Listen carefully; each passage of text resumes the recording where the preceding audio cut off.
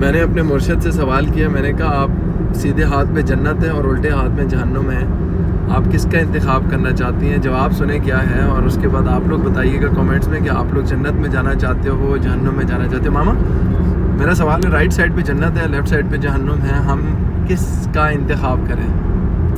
میرے بیٹے کو میرے جواب کا پتہ ہے، کیونکہ میرا کانسیپٹ یہ ہے کہ عبادت لالچ میں نہیں کی جاتی، عبادت اپنے محبوب کو راضی کرنے کے لیے کی جاتی ہے۔ اگر وہ راضی ہو گیا تو سب کچھ ہمارا ہی ہو گیا۔ ایسا ہی ہے۔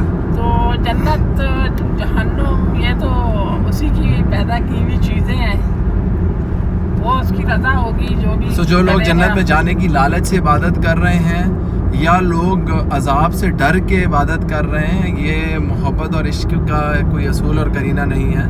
محبت یہ ہے کہ اپنے آپ کو فنا کرتے ہیں اللہ کے لیے، بغیر لالچ کے، بغیر لالچ کے۔ اللہ کی عبادت اس لیے نہ کریں کہ ہمیں اللہ تعالیٰ کی عبادت اس لیے کرنی ہے کیونکہ اللہ تعالیٰ ڈانٹیں گے، غضب کریں گے، ناراض ہو جائیں گے۔ اللہ کی عبادت اس لیے نہیں کرنی کہ جنت میں جائیں گے اور بہت زیادہ ثواب ملے گا۔ اللہ کی عبادت اس لیے کرنی ہے کیونکہ اللہ حق رکھتا ہے کہ اس کو معبود کو عبادت کی جائے۔ تو حضرت علی کرم اللہ وجہہ نے بھی یہی فرمایا کہ نہ محبت میں کمی ہونی چاہیے، نہ کبھی عشق میں کبھی کوئی ملاوٹ ہونی چاہیے، لالچ میں نہیں، حق سمجھ کے عبادت ہونی چاہیے۔